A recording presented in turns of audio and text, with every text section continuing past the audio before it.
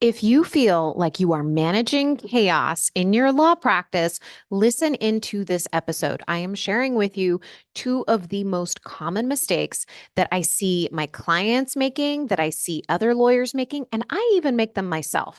So listen in and begin to learn how to manage the chaos in your practice. Hello, my friend. How are you?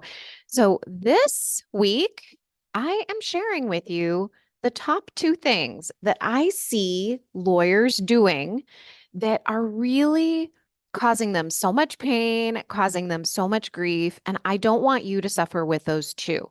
Now, if you have been listening for a while, you may have heard about the Busy Lawyers Ultimate Time Management Guide that I created for you to give you the steps to take step by step by step in order to create a calendar that will help you manage the chaos. But here's the thing, just because I give you the steps doesn't mean that there's not a whole lot of mind management that comes in behind it to help you really strategize, implement, and become consistent.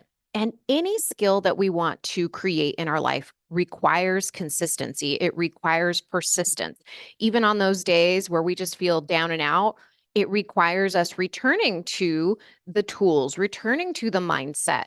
And it's a constant reminder, right? This is part of what we are learning here on the planet. In case you haven't noticed, we learn something and then we relearn it and we relearn it and we relearn it until it becomes more of a habit. But it doesn't mean that our brain shuts off and we don't have that primal brain that comes in and tells us all the things that we're doing wrong and that we can't do it.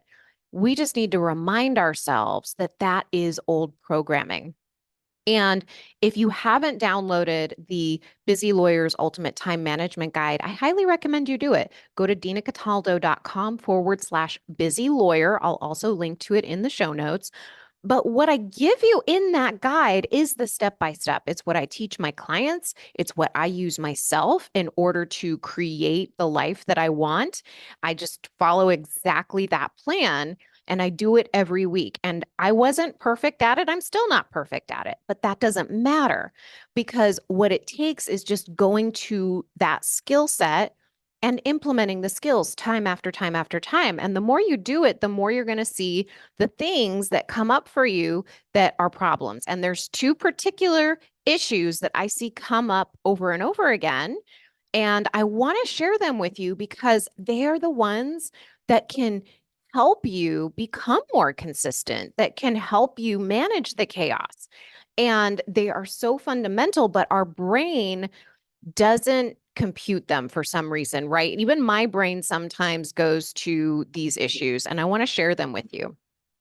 And the I'm going to share the second issue first because I believe that it is fundamental that we understand this, which is we have been socialized to feel powerless.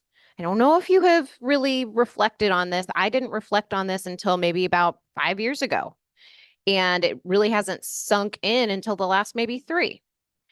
But we are socialized to feel powerless, as if we are less than our true nature, which is incredibly powerful. And we see those reflections in our society of people who have really blown us away, inspired us because they have embraced and they have really sat with that empowered version of themselves, the one that can really manage the chaos, the one that can go in and learn the skills to create these amazing lives, create these incredible gifts to our society. And, off the top of my head, I'm thinking Oprah, Beyonce, Taylor Swift, those kinds of people that we see in our society and they just blow us away. And we're just in awe of them. At least I am. There might be somebody different for you. But those people who inspire us are those people who have embraced their power and they have understood and broken away from that socialization of powerlessness, that lack of control. And because it's so deeply socialized, we don't see it. We're blind to it. So let me give you an example. When we're born, we're helpless. We need people to care for us. That's why we have parents, we have caregivers that we're fortunate enough to bring us up so that we've made it this far in our life. Yeah. But then we go into an educational system, and that educational system is highly structured. We're told what to do, when to do it, when the due dates are, what the consequences are if you don't comply with those due dates, what the consequences are if you don't get the A plus, right? We're given this step-by-step rubric of how to behave and how to manage our time. And that goes all the way through college, and it even goes into law school. And so we're taught do A and B, and you're going to get C result, right? 1 + 1 is equals 2. And so if we're structured and socialized to be told what to do and when to do it and how to do it to get the result that we want, then we lose all semblance of empowerment. In fact, this brings to mind when I was in my office early on in our careers, I would say at least the first 10 years of my career, we were disempowered in a lot of ways. We were always required to go to somebody else in the food chain, right? to tell us what to do in terms of an offer, in terms of how to communicate with counsel. Like there were so many boundaries around how to communicate. And I think I got into like year 8 or 9 and I started to understand like, okay, I understand why they're doing it, but they are slowing down the process because they're not empowering their people to take action, to negotiate, because they're not giving the skill set that's required to negotiate, to do the things that need to be done. So it slows down the process tremendously to try to move a case, right? And we do that in our own businesses. I know a lot of my clients, they tell me like, I'm the bottleneck. I know I'm the bottleneck, that I am creating this chaos because I need to have my hot little hand on every little file. This makes a lot of sense because of the ways that we have been socialized, that we need to do things a certain way. But not only that, that we need to be told how to do things in order for us to manage the chaos. I hear this time and again. Lawyers tell me, I wish I just had an assistant who would just tell me what to do and tell me the order to do it, and then I would do the thing. But even that is giving away all empowerment. Do you think the person you most admire is saying, hey, can you think for me? Can you strategize for me so that I don't have to think and then I'll just do the thing? No way. There's absolutely no way that they would be doing that. They haven't reached that level of success on accident. Success leaves clues. And those people are understanding the concept of there's an old way of doing things, and that old way has not served me, right? Maybe it got me to where I am, but I need to rethink things if I'm going to build my future. And, I'm going to talk about Taylor Swift just because she's been on everybody's mind, I think, but I like to study her because she is brilliant, not only as a businesswoman, but as somebody who really thinks about her future and how she wants to create her future intentionally. And managing chaos is about intentionality. It's about managing your future and thinking about your future. Doing a calendar is just a miniature version of that, right? So we have a plan for the week that sets in motion how we are going to do things. And so then we are intentionally making decisions about what we do, what we don't do, what we delegate, what we don't delegate. And those intentional choices create the week. Okay. But look at it in that macrocosm of Taylor Swift. She's not handing over the strategy to somebody. She's not saying, here's what I want to do with my life. Can you figure it out for me? Right? When we're kids, we're kind of told that, oh, you want to be a lawyer? Here's how you do it. You go to school, you get good grades, you go to college, you take these different majors. Doesn't really matter what major you're in, you can still go to law school. And then you go to law school, and then you're told this is how you do it. And here you got to take the bar. The bar doesn't even really determine whether or not you're going to be a good attorney. So, all of these things that we're told here, you have to do this, you have to do this, are setting us up for frustration and feeling like our business or our practice, if you don't own your own law practice, is chaotic. So we are set up for failure. Okay. I just want to start there because so many of us think that there's something wrong with us, that we have done something wrong, that we don't know what we're doing, that we should know these skills by now, but our whole life has been designed to weaken us. And it's fascinating for me to observe how this has played out in my life. I'm still unraveling things that I learned that I need to unlearn. And that's okay. That's the part of the evolution of our life. I believe that we're on this planet to evolve ourselves as much as possible until we leave the planet. And that's where we all are. And we're all in different learning stages. And one of the things that can really harm us is believing the lie that we've been sold our whole life, which is we don't know what we're doing unless we're told what to do. You know, if you watch the news, you see this playing out. I advise not to watch the news so much. It's not helpful. We're told, be scared of this, be scared of this, be scared of this, be scared of this. And how does that affect our nervous system? Well, we feel like there's chaos in the world and we're looking to other people to help us feel better. Can you tell me what to do in order for me to feel better? Where do I need to donate money? Where do I need to focus my attention? We're looking outside of us to focus our attention. Do you think the person you admire most is allowing others to tell them how to think and how to feel? Because that's what the news does. It tells us how to think and how to feel about certain events in this world, but it doesn't even tell us about other things happening in the world. So fascinating, right? And once you see it, you cannot unsee it. Bring your attention to it. Watch how you feel when you're watching the news or watching a television program. What are you being socialized in that moment to believe? Like little girls, we're socialized to believe there's going to be a Prince Charming somewhere around the ages of 18 and 28 that's going to sweep us off our feet and they're going to take care of us. That is what we're socialized, right? It's just those things like throughout our lives, we're being socialized to believe these certain things about who we are, who we're meant to be, what we're capable of, and what we have control over. And there may be many things in our lives that we have zero control over, right? I'd say most of them. But we do have the power to understand where our attention is going and where we're giving power away and not bringing attention to our lives and what we want and being intentional about what we want.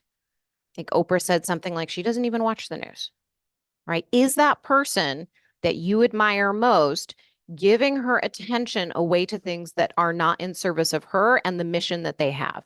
Because every one of us has a mission. Every one of us knows that there's something that we're meant here to do. Maybe we don't quite know how to articulate it yet. I didn't. I didn't for years and years. It wasn't until I found coaching that I really felt like I had a mission, felt like I could help people. I had overcome so many things, and now I could come into coaching and help people. Maybe for you, you've always known you wanted to be a certain kind of lawyer and you always wanted to help those people. So, are you making intentional choices about what's going on in your time right now so that you can further that intention? Because if we're giving our attention away and we're not learning how to manage the chaos, then we're not able to put our intention on that bigger picture, on that bigger mission that we all have. I am constantly adjusting my brain to recognize where am I taking in misinformation? Where am I putting my attention where I'm just wasting that attention? I started reading this book. I think I mentioned on one of the other episodes that I started this book club and I thought, oh, this will be so great. I'll read the books that I haven't read before. And honestly, I started reading one and I read it and I like it. It was fun to start reading it. And then I kept sitting with it. I'm like, why am I putting my attention on this book? It's like the characters to me were just not likable. And I don't want to spend my time with those people. Like for me, I didn't want to spend time with those people. Everything we put into our head, whether it's the news or a podcast or reading a book or whatever it is, watching a YouTube video.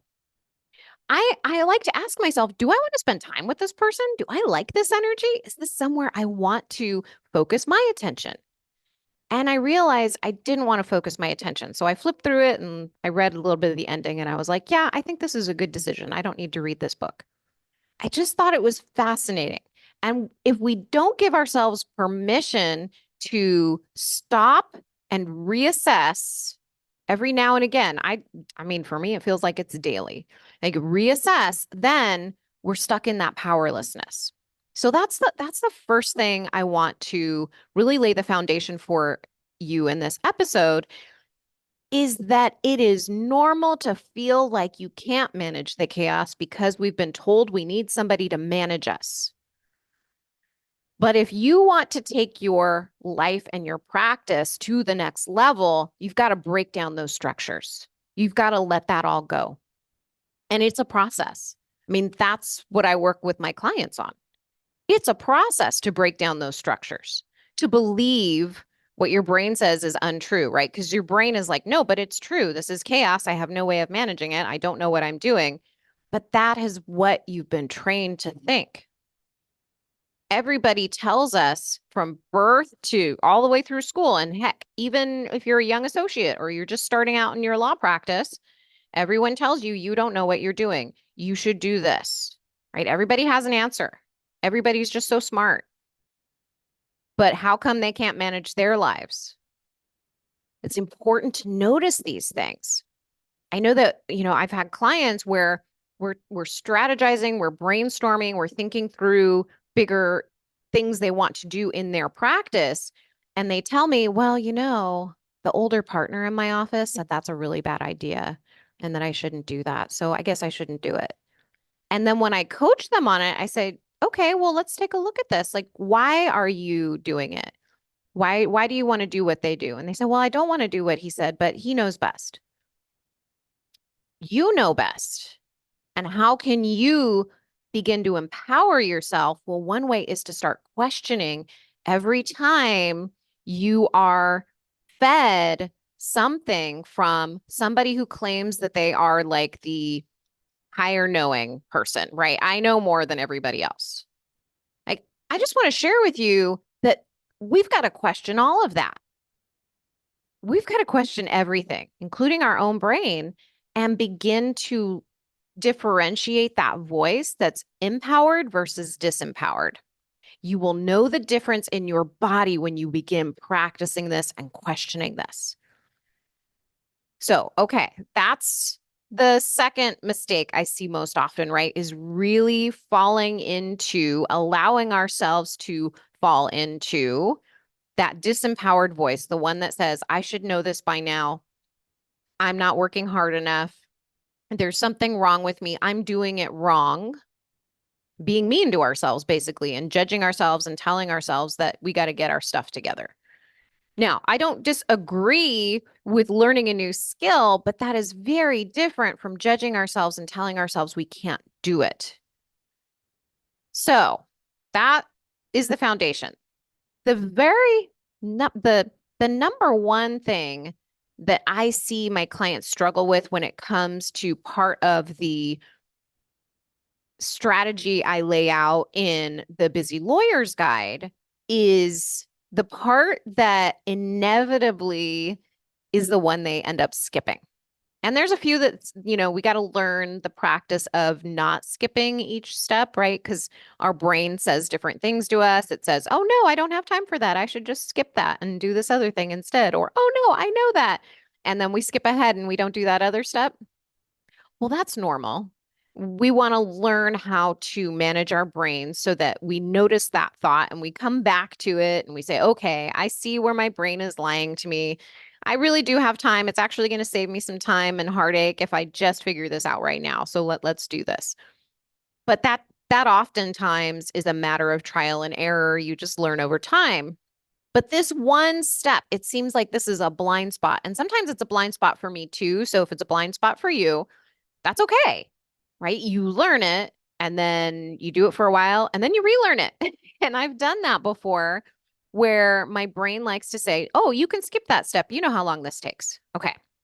So let me quickly give you an overview of where I'm going with this and what step this is. So when I teach time management and helping lawyers really learn how to manage what they feel like is total chaos in their practice, we don't start with this. This isn't the first concept I teach because you need some foundation for it, I believe. And so our first couple sessions are not about time management. They're about mind management because you need mind management before you can do this. But when we get to the time management portion of our sessions, this is what I lay out for them. There's a very simple process, and I'll give you the first ones here. You can download the Busy Lawyer's Guide to get the rest of them. Okay. But when you see them, it's going to seem so simple, right? So the first step is just write down everything your brain tells you you need to do for the week.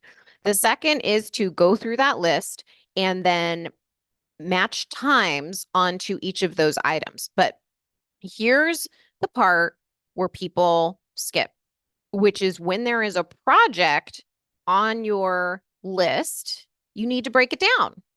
You need to break it down because that is going to give you kind of the keys to making the shift you need for the week. And I'll give you a recent example of this. I had a client come to me and she had created her list. She'd even gone through, she'd highlighted, like prioritized, these are the things that need to get done the most this week. So that was great. But then what she did is she took those items and then she guessed the times, which is where you start, right? You have to guess to start somewhere. And then she put those items on her calendar. But what happened was is she didn't break down the projects because her brain told her, "Oh, I already know how long this takes." But I guarantee you, I mean, I would say 90% of the time anyway, when we tell ourselves, oh, I know how long this takes, we are underestimating how long something takes. In fact, she was saying that she estimated one task on her calendar was 2 hours and ended up being 4.5 hours. And she didn't realize that there were so many moving parts to the project. The reason she didn't realize there were so many moving parts is because she hadn't broken it down step by step by step. And then she would have been able to see, oh, it's going to take me more time than I thought. So I need to make more time, block more time on my calendar and not do these other things. And I've done this myself. In fact, I have, calendared out. I think I've talked about this on the podcast. I've calendared out my quarter and then I realized, oh, I didn't account for the amount of time that needed to take place for this particular project. I didn't realize it. And that's okay. We just need to take a step back and evaluate it and say, okay, how could I create a system for myself that I understand how long it's going to take? And this is the system, right? And I skipped that for some things, right, in my weekly calendar. And so I didn't recognize it. It took me like, I think a couple months for me to recognize, oh, this project is actually going to take me more time. But when we're so hard on ourselves and we tell ourselves, I should know this by now. This is fundamental. Why don't I know this? And we're mean to ourselves. We block ourselves and then we don't do the calendar. Not because we can't do the calendar, but because we're believing the lie that there's something wrong with us, that we need somebody else to tell us what to do. And I want to share with you that you're that person. You are the person who gets to tell yourself what to do. That's why I love my calendar so much, is because I look at it as such a tool, a beautiful tool for me to be able to tell myself what to do. And I do it from a place of calm because I'm planning ahead of time and I'm able to plan from that higher sense of intention, right? That person who knows in that moment, okay, this week I'm going to be really intentional and here's how I'm going to do it. And then I plan my week. And then the job for me during the week is to recognize when I don't want to do something and talk myself through the process of getting it done. That's a whole other episode. But I want to share that with you because so many of us think that the calendar is the problem. We want to look outside of us. Oh, nope, I need a better calendar because this calendar is not telling me what to do right. It's very fascinating when you start looking at all the ways that we abdicate our power and we say, oh, nope, it's this, it's that. No, it's just us. It's always us. And not in a way to blame us or be mean to us or anything like that. It's just to recognize, oh, I actually have more power than my brain is telling me. Not because I'm dumb or anything like that. It's because, oh, I was socialized this way. And so now it's up to me to just start to restructure it. Now that I know this about my socialization, now that I know this about my past history, I can come in and I can say, okay, this is the lie. I know I feel like this is chaos this week, but let's go in and let's start cleaning it up. Let me give you another example. So I had a client who was going through the same process, same second step, right? She has these projects. She's trying to estimate time for each of them. And she thought she broke it down and then estimated time accurately, but she still felt really overwhelmed, even thinking about her week ahead. So I asked her some more questions about this project that she said that was on her mind, that she was thinking about it. And when she thought about it, it created this feeling of overwhelm. And I asked her, how did you break it up? And she said, well, I broke it up into this and this piece. I said, okay, well, let's go through it step by step. Tell me everything you need to do for that project to be deemed complete by the date that you want it completed. And she just started listing everything out. There was actually quite a list, maybe 10 items where she had only listed maybe 3 or 4 of them in her calendar. And once she had that checklist for herself, we started going through it and she realized, oh, wait a minute, I didn't break this down quite the way I wanted it to.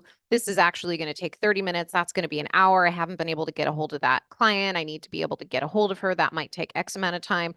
I need to do this, that, and the other, all of these different things. And so she was able to see, okay, it's going to take more time than I thought. So once we had that level of specificity in what needed to be completed for that project, the next question I always go to is, how do I make this easier? Her brain didn't go there naturally. None of our brains do. We have to direct our brain. So, number one, we get really specific about all of those tasks that we need to complete to deem a project completed. And then what we do is we go in and we ask ourselves, how do I make this easier? But if we don't do that, here's what happens. We don't delegate.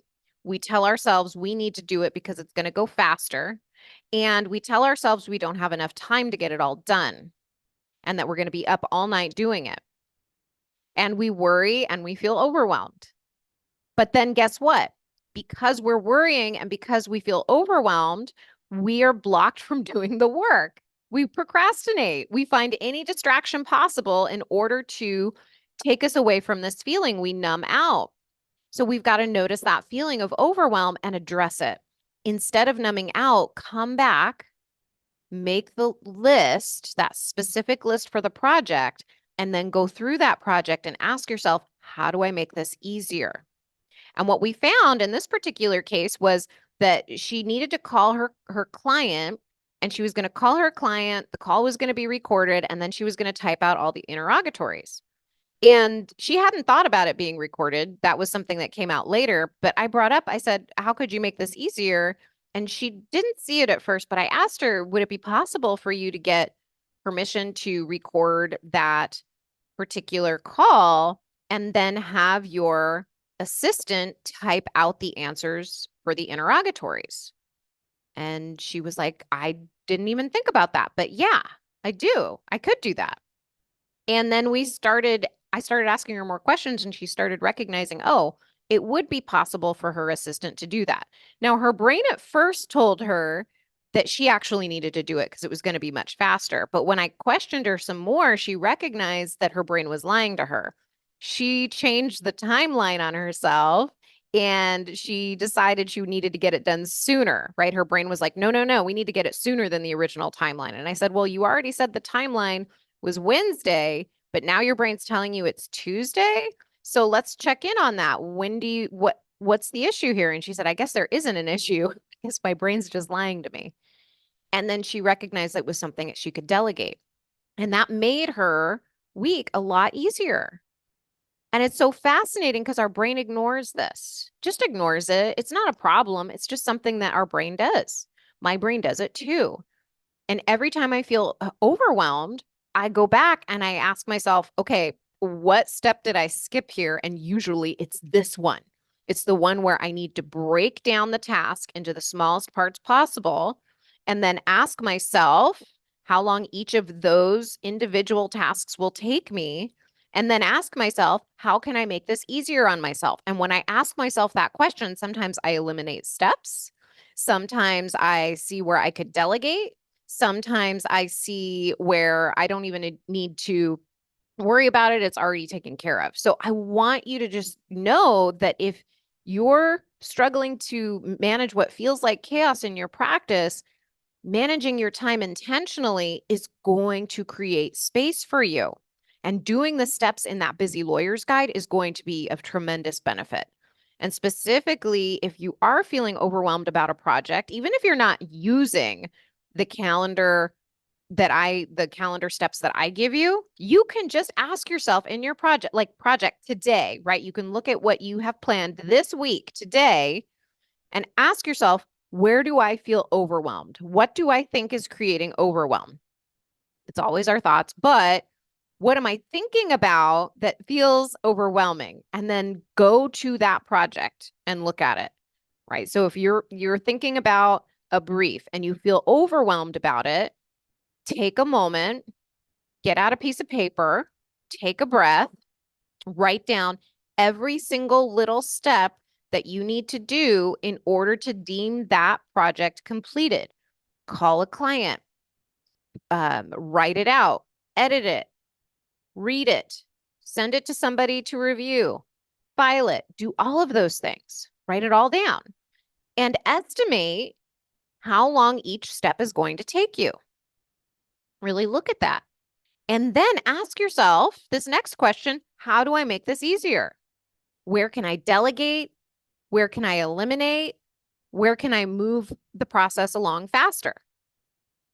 Those are the things that will help you manage the chaos in your practice. And I completely understand, when I was a prosecutor, I felt this so much and I didn't have this tool. And so what I would do is I would just jump into projects. I would jump in, I would feel overwhelmed, I would feel tense, I would feel hurried, I would feel frazzled, I would stay up late at the office, I would come in on weekends because everything I was doing didn't feel like it was enough. But if I had had this skill, oh my gosh, like especially early on in my practice, oh my gosh, right? Later on, I had this skill, so it became so much easier. But early on in my practice, I didn't have this. And this is what made the difference for me. This is why I was able to build a business on top of my law practice. It's because I learned to manage my mind around my calendar and get this completed in a way that felt good, where I actually had time to think and time for myself and to take care of myself. So I wanted to create this episode because I know so many lawyers are struggling with this and it's not your fault. None of it is your fault. It is how we've been socialized. We don't have the skills going into our legal practice to manage our minds, to understand how a calendar works. Even if you have a trial practice, right? You can do this.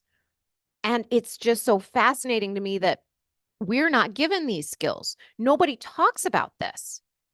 And, I could go on and on about this because it riles me up thinking about it. This is something we should all be learning. Our lives would be so much easier. So go download that Busy Lawyers Ultimate Time Management Guide. It's in the resources section on my website, but you can also go to dinacataldo.com/busy lawyer. You can go to the show notes. And if you want to implement this, if you're like, yes, she's speaking to me, she's speaking my language, book a call with me. Go to dinacataldo.com/strategy session. We're going to talk about exactly the plan that we will take to get you from where you are now to where you want to go. We're going to make it really intentional. We're going to make you a plan like Taylor Swift's making for herself. All right, my friend, I hope you have a beautiful rest of your week, and I will talk to you soon. Bye.